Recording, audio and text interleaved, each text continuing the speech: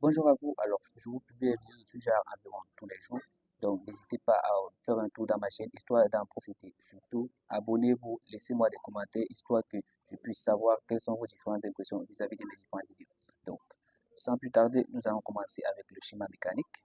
Nous remplaçons l'encastrement par ces différentes réactions, dont la RAY, RA, X, et là nous avons le moment d'encastrement qui est MZ, donc choisir là le sens positif, donc c'est-à-dire tous les moments qui iront dans ce sens-là seront positifs. Donc nous rapportons notre poutre là, de charge repartie, pardon, et là nous avons la distance M qui est égale à 2, la charge qui est égale à 2 kN par mètre linéaire. Donc ensuite nous allons appliquer le PFS qui dit que la somme des forces extérieures suivant l'axe des X doit être égale à 0. La somme des forces extérieures suivant l'axe des Y doit être égale à 0. La somme des moments suivant Z doit être égale à 0. Donc cela signifie quoi? Implique à dire que nous venons sur le schéma mécanique, nous allons identifier ces forces. Donc là, nous avons RAX plus 0 est égal à 0 car il n'y a aucune force qui est sur l'axe des X à part RAX. Ensuite, nous passons à Y, nous avons RAY. Donc RAX moins Q fois 2 est égal à 0. Car Q en lui seul, il est une charge, mais multiplié par la distance sur laquelle il agit, il vaut une force.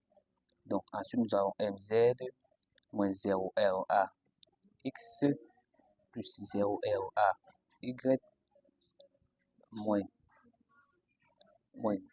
Q fois 2 sur 1 fois 2 sur 2, pardon, fois 2 sur 2. Alors, ici, nous avons le bras de levier de RAX qui est 0, le bras de levier de RAY qui est égal à 0, car la distance qui les sépare du point d'application du moment, il est nul. Donc, ensuite, nous pouvons voir que celui de la charge, son bras de levier, il est de 1 mètre, car son bras de levier sera considéré comme appliqué au milieu de la distance sur laquelle il agit. Donc, ceci implique à dire que nous aurons RAX est égal à 0, RAY est donc égal à Q fois 2, que MZ est égal à Q fois 2, car 2 sur 2 il est encore égal à 1. Ceci implique à dire qu'à la fin, nous aurons RAX qui vaut 0, RAY qui vaut 4, car Q vaut 2, et donc nous avons la fois 2, ça va faire 4 kN. Et là, nous avons MZ qui vaut également 4 kN. Donc voilà encore, en fait, comment déterminer les réactions aux appuis